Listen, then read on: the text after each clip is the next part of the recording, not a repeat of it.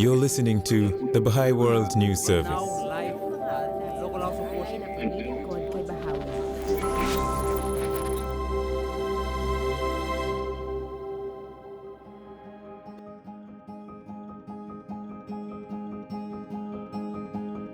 In this episode, Gulnara Evazova, Ozoda Zoidova, Jamil Aliyev, and Zebeniso Solieva from the Continental Board of Counsellors in Asia explore developments in several countries in the Caucasus and Central Asia, from the neighborhoods of Ashgabat in Turkmenistan to Tbilisi, Georgia.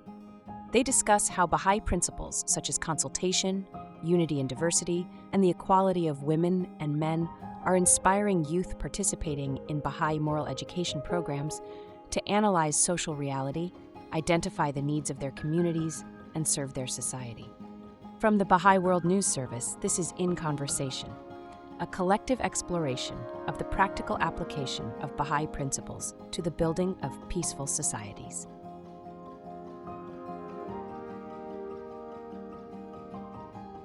So I had this year opportunity to visit amazing country, Turkmenistan. It was my first visit to Turkmenistan. So I was not much acquainted with the culture of that country. It was first time to meet people in person and visit the country.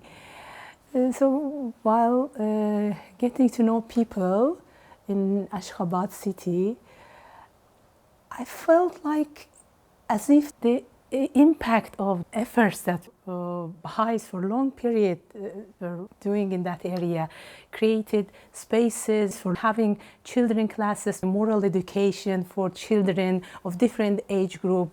I was reading the article about one lady who established sports center. And in that sports center in one of the neighborhoods, she created space for parents, mothers and girls, where they think about what is their role in current society. One would think sports center and role of women in current society would be really, sometimes it's difficult to merge these things. When I visited them, I listened to their talks, I saw how Baha'i principles really assisted them in creating space for those who are coming from different parts of Turkmenistan and live in the capital city. I thought it would be lovely to share with you this story. In Tajikistan, Uzbekistan, yes, we can see how the youth empowerment program is making its impact in the villages. As a Baha'is believing in the equality of men and women, we are consciously trying to build this kind of families. Sometimes it's challenging for our culture, but it's beautiful. It's very inspiring for the neighbors when they just observe how much father is giving attention to education, not just bringing money or providing the means, but he's himself engaging in teaching morals to his children together with his wife. Действительно, Зибо и Гульнара, вы затронули очень важную тему, тему служения и тему взросления человечества в общем, потому что не только наш регион, но весь мир движется к своей зрелости, и наш регион, наша жизнь, она не является исключением. Мы тоже делаем какие-то разговоры, вклады для того, чтобы расширялся круг тех друзей, которые направляют образование к тому, чтобы помогать подросткам, детям, молодежи увидеть ту надежду, которая могла бы помочь им в личной жизни, в семье и укреплении общества и служении своему обществу. И очень много историй замечательных о том, каким образом образование, которое получают подростки, усиливают их понимание и дают им надежду. Замечательных культурных черт тоже много и в Таджикистане, и в Узбекистане. И больше всего, наверное, богатство семейных взаимоотношений у нас тоже является одним из ценностей в нашем обществе, где опираясь на эти ценности, можно строить и усилить институт семьи. It's such a wonderful feeling that all these countries and the friends are involved in the same process of building new civilization. They're putting efforts to build unity. Around 1 year ago, our youth in the neighborhood, they started a weekly devotional gathering for the youth. They had a fear of inviting people. They were thinking that the young people are not interested in reading prayers. But they were amazed. Now these gatherings, it happens every week. They have one separate devotional gathering and then one gathering where they come together and reflect about their neighborhood. And each time new youth come to this gathering. And now the youth who initiated this process, they observed that the language of these young people change. They start thinking about how they can be of help to their neighborhood, to the young people, younger generation. One group of youth were also thinking about reflecting on the importance of service. They went to the home of a lonely person who has weak sight and helped him to clean his house. And the tutor of that course, she was amazed. This is a reality. Young people, as House of Justice says, they are the most responsive segment of any receptive population. You know, when Jamil was describing young people nowadays, they're reflecting on the Word of God about what are the really pure deeds in our reality means. Because we see a lot of conflicts are taking place, and this really can take you to the stage when you don't trust anyone and you don't want to do anything but sustain your basics within a day. This reality shows that these spaces are really empowering not only youth but everyone for betterment of this world, and they get that true hope that guides them in their life.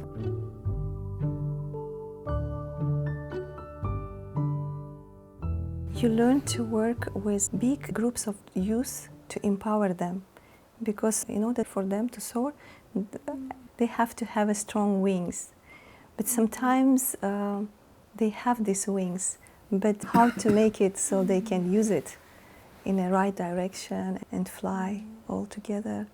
So I don't know if maybe you share what was your learnings about how to empower them, or what are the right attitudes so youth can direct their energies towards the betterment of the world and see their mission in this world. Actually, I love this word empowerment. When we say power in the society, immediately the words associated with it is manipulation, making people feel guilty. But then House of Justice talks about the power of unity, about power of sacrificial deeds, prayer, power of consultation, power of service, and what it really takes to empower someone. And it's interesting that the educational program for junior youth is called Spiritual Empowerment of the Junior Youth. And then the name itself says that the program is something different.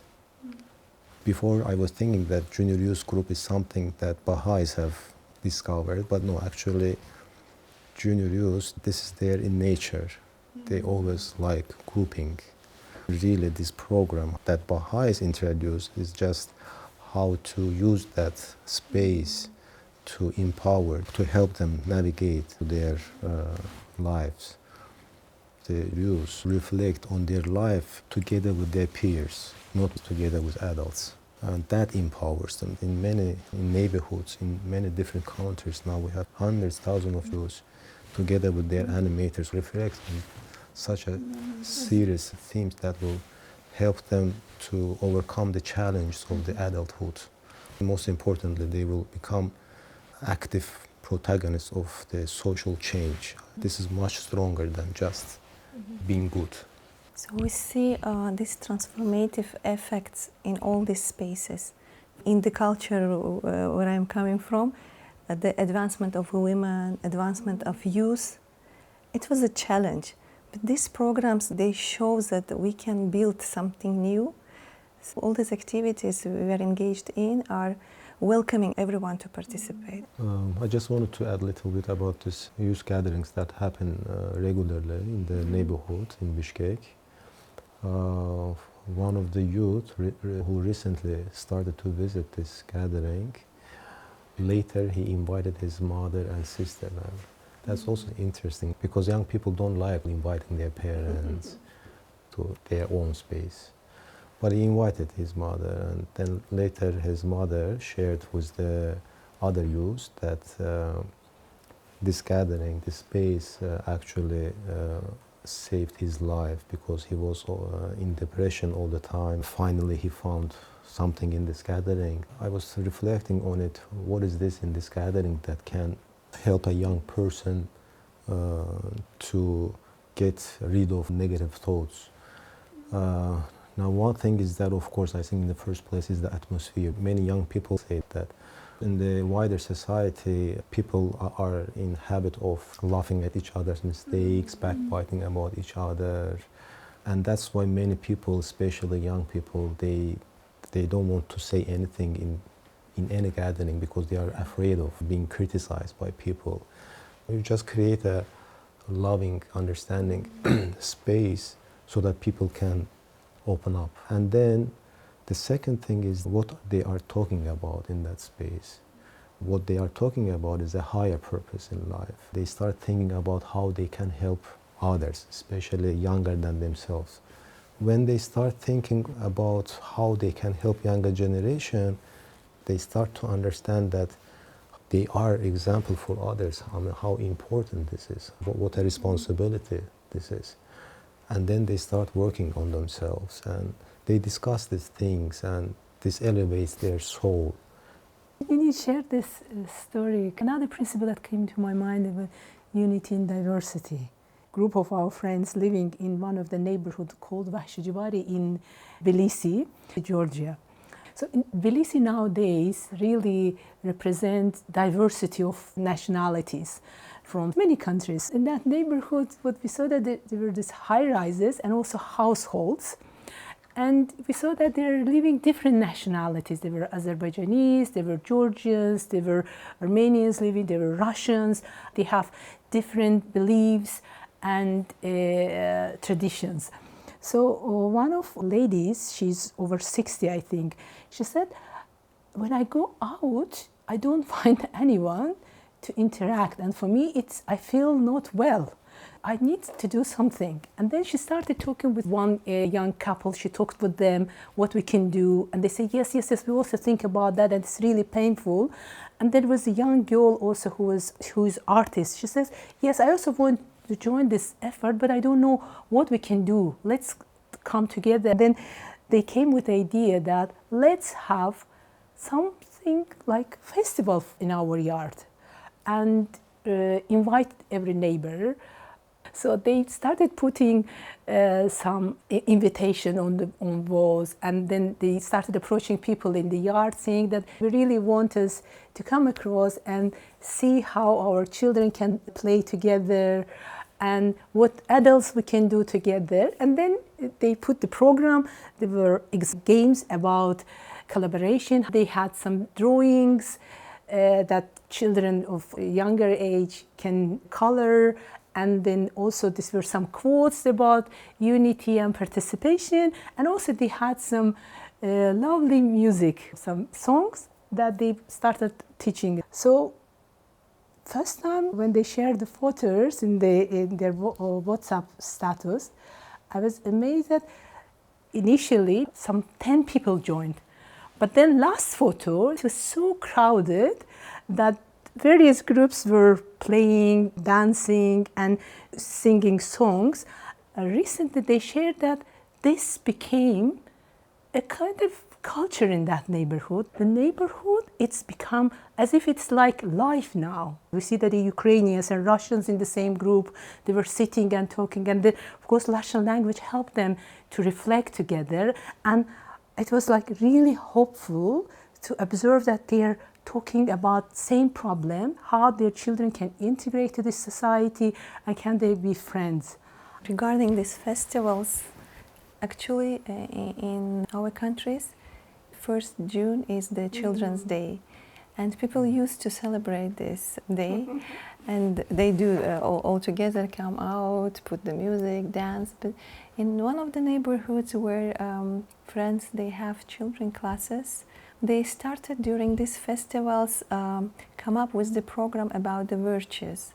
And they started to show what they are learning in the children classes about truthfulness, about friendship, about sincerity, about love, justice. And it was such an enrichment for these festivals.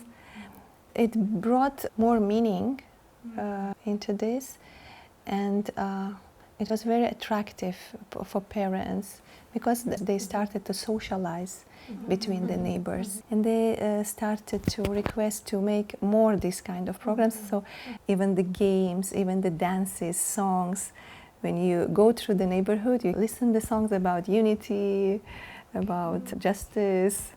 So it's such a beautiful transformation, and each time more and more neighbors, friends, they are joining these efforts. So this kind of culture is emerging.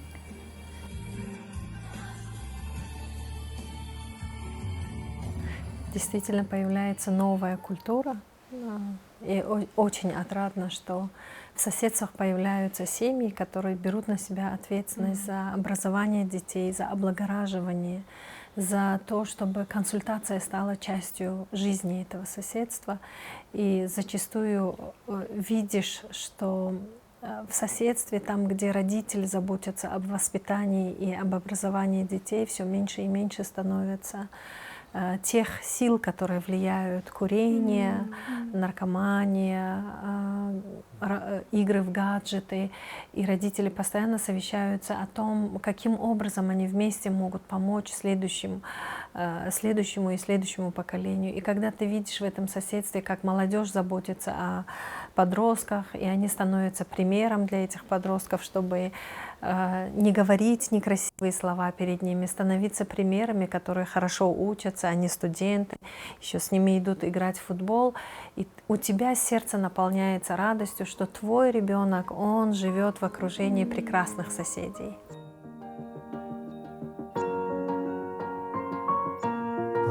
I think what all we shared and all these beautiful stories, it's evidence of a deep transformation in every corner of the world. I mean, this is really amazing. And that people have the same purpose everywhere. They're involved in the same processes. What are the practical ways of serving your community? And the most important thing, I think, is that all this is around the Word of God, and that whoever study it and reflect on it, they become transformed because it creates, it transforms. So I think that was the main thing that unites all of us in our efforts. It gives us one purpose, because God is one and His purpose is one. And the humanity is one. That was wonderful.